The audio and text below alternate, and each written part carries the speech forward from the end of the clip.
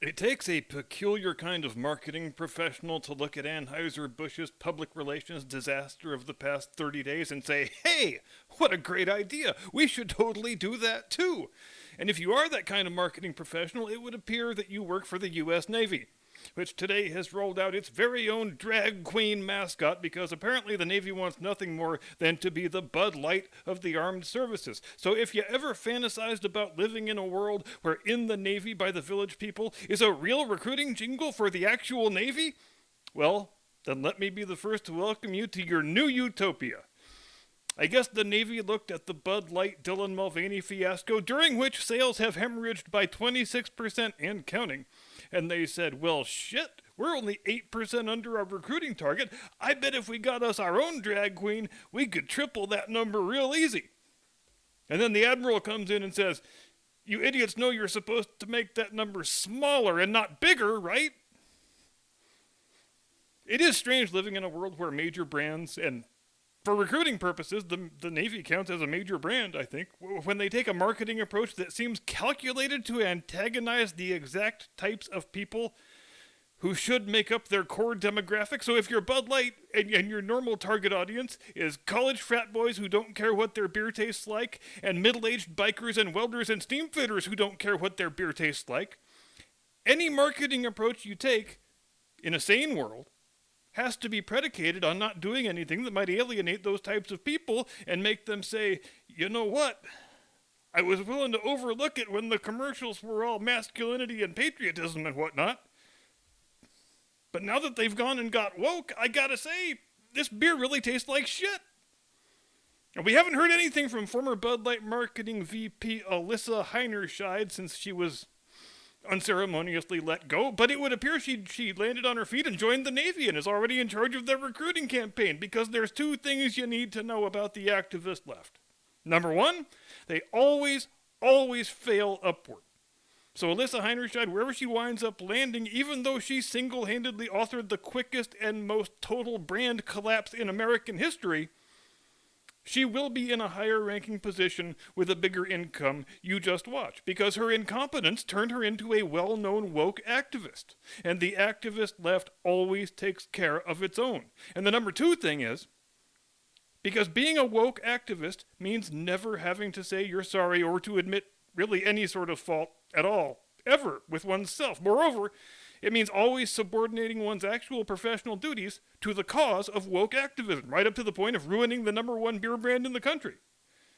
So if you're a Bud Light marketing executive, your real job is woke activism. If you're a middle manager at the local widget factory, your real job is woke activism. If you're a government bureaucrat, your real job is woke activism. And the need for woke activism always trumps whatever it is you are supposed to be doing in the job that you have. So if your job is to sell more beer, and you wind up selling drastically less beer because you chose woke activist flummery over good marketing, that doesn't make you a bad employee. It just makes you a great activist. But you know what? I don't think I'm quite done making Navy jokes yet. Hit the music, Jim Eagle.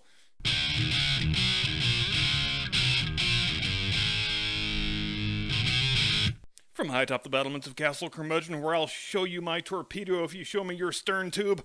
Good evening, Mr. and Mrs. America, and all ships at sea. Welcome to the program. I am your eponymous host and humble servant.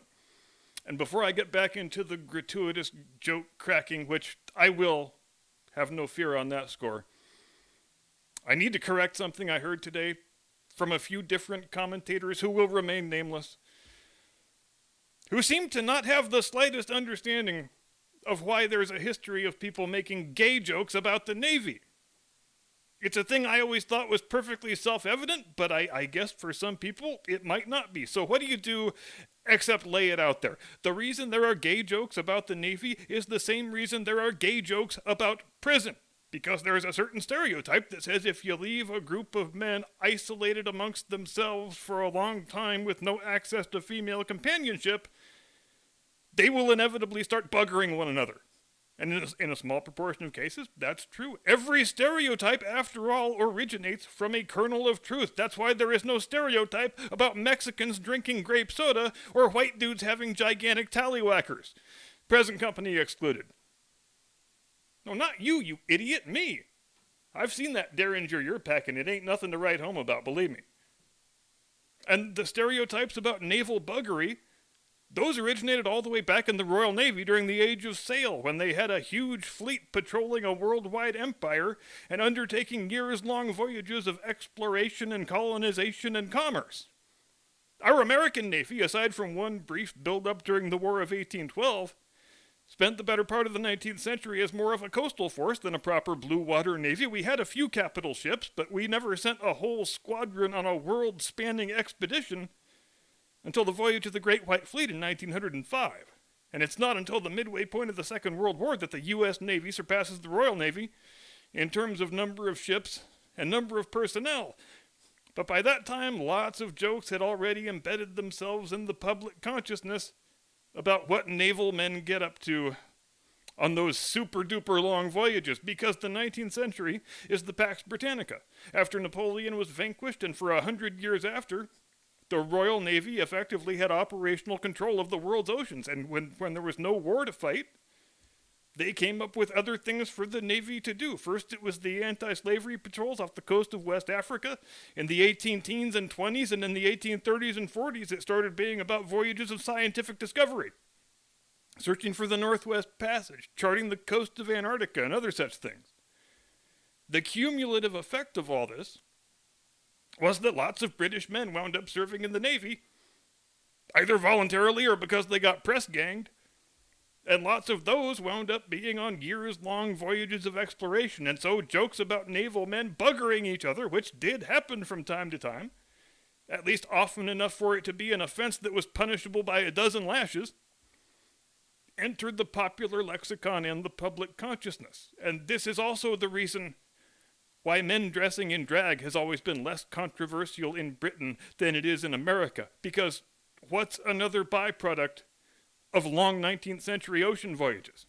You have no source of live entertainment except what you can improvise for yourself.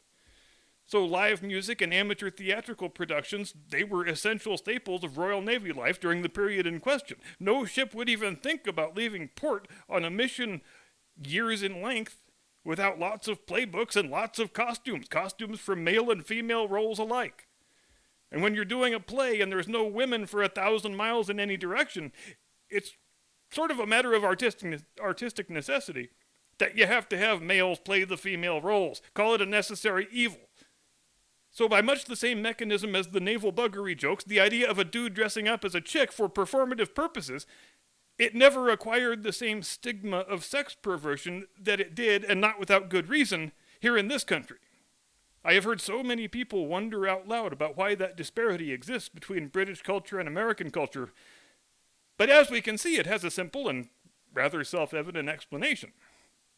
But there is one crucial difference between the Bud Light poster boy Dylan Mulvaney and the Navy's new drag queen mascot, who apparently is an actual male sailor by the name of Petty Officer Second Class Joshua Kelly, who portrays a drag queen named Harpy Daniels when he's not busy doing whatever it is that his military duties are, and I think, frankly, I would rather not know the answer to that question.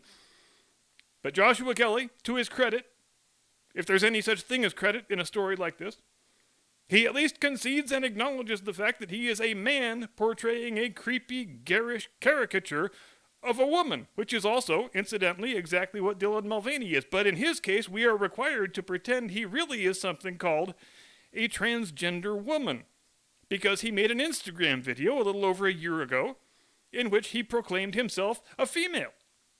It's like that episode of The Office when Michael thought that declaring bankruptcy means you just walk into the other room and say, "I declare bankruptcy," in a really loud voice.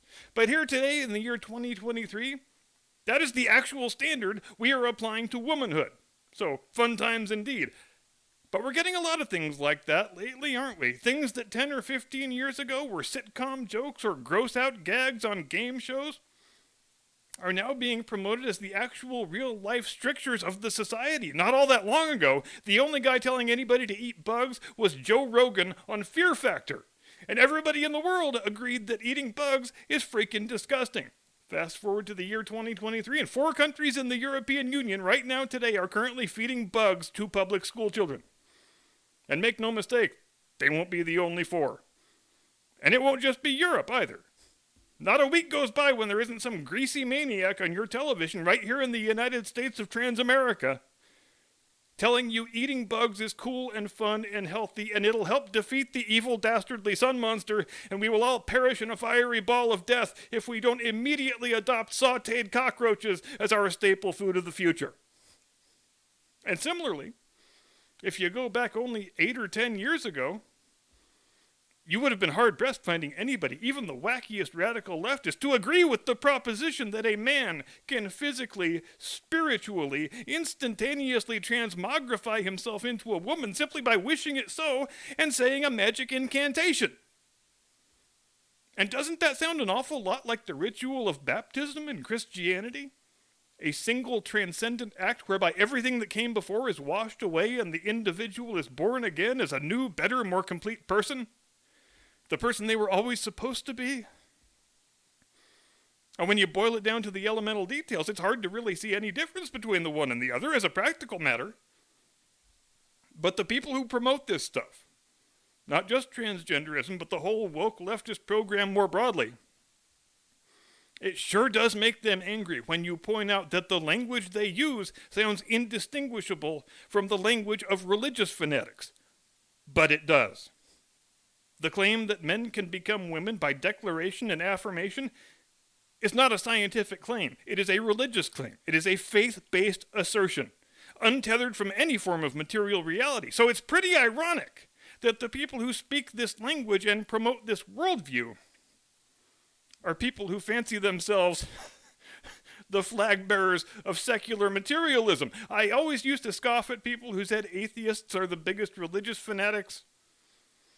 I don't scoff so much anymore. Let's put it that way. Experience has taught me not to scoff, because this absolutely is religious fanaticism, and it should be called out as such. In some ways, it is an honest-to-God child sacrifice cult. Let's think about this recent phenomenon of trans activists invading and occupying state houses. It happened in Tennessee, and it happened in Texas, and I think there was one other one. To express their rage over the passage of laws saying you can't perform cosmetic surgery on the sex organs of minor children. Think about all the political issues there are in the country and in the world. We could be weeks or months away from a nuclear war. The economy is in tatters. Our leaders are as corrupt as they are incompetent. Our frontiers stand largely undefended with violent criminal thugs pouring in their hundreds every single day. And the thing that animates you to protest, the thing that impels you to join a mob of violent insurrectionists invading the citadel of our democracy, is that you don't think we're castrating enough children? That's what your list of priorities looks like? And you expect me to deal with you as though you are a sane person? No, I will not, because you aren't a sane person. In fact, you're really quite mad. And you know what I thought about this morning?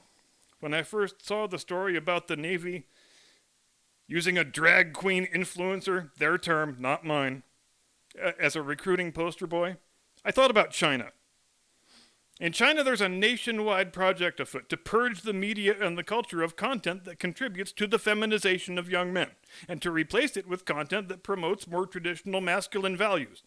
Hard work, devotion to duty, physical fitness, self-sacrifice, basically all the qualities that our soft, woke American culture has decided to simply dispense with altogether. We've been the big dog on the block for so long, we forgot all about what we had to do to become that dog in the first place. China didn't forget. And China wants to replace us as the big dog on the block. But here's the thing about being a global military superpower.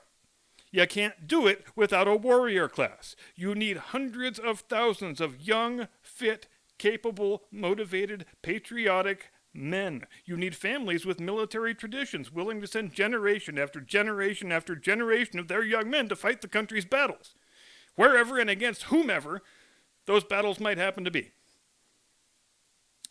So what do you think happens to that formula when you adopt a recruiting strategy that's all about, I'm a BIPOC with 2 mommies, and hi, I'm Petty Officer Delilah Drag Queen. Join the Navy today and be just like me. Spoiler alert, it's the same thing that happens when you put fucking Dylan Mulvaney's face on a can of Bud Light. A few years ago, if you had asked me if there was any circumstance where I would advise my kids not to join the armed forces, I would have said nope. Absolutely not, and it would have been the truth. But I can't say that anymore, not even close. I wouldn't send a kid of mine to the woke army or the woke navy any sooner than I would send him to a woke university campus. Why? Because the compact between the people and the armed forces has been broken, and the Joe Biden administration broke it. It's the compact that says we will continue sending our sons and daughters to serve the country so long as our armed forces remain above and apart from the politics of the day. Every administration for 230 years, Democrat, Republican, and Whig alike, upheld that compact until Joe Biden. Now that's all gone, and good luck ever getting it back. There's a fantastic picture from 1958 called Run Silent, Run Deep, starring Burt Lancaster and Clark Gable in one of his last roles. It's a story about the tension between a submarine commander and his XO and crew. The crew starts out thinking the captain is a coward because of a previous incident in his career, but in the event, he winds up being a suicidal maniac who is willing to do absolutely anything and take down his boat and his crew with him in order to prove that his reputation as a coward is an unwarranted one. Pretty much every pertinent question about maleness and the male character and duty and honor and professional discretion is posed in the course of this picture, either explicitly or implicitly. But you know what I think would make the story even better?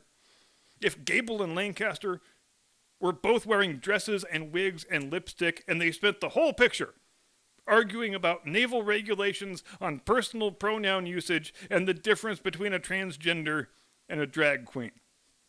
They could even change the title to Run Loud, Run Proud.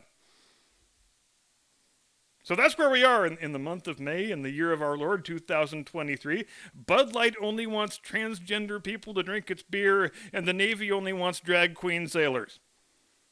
Kind of makes me tempted to drive by my local recruiting center tomorrow and see what the crowd looks like outside. And by crowd, I mean one hairy fat man in a dress. But who knows? Maybe I've got this all wrong.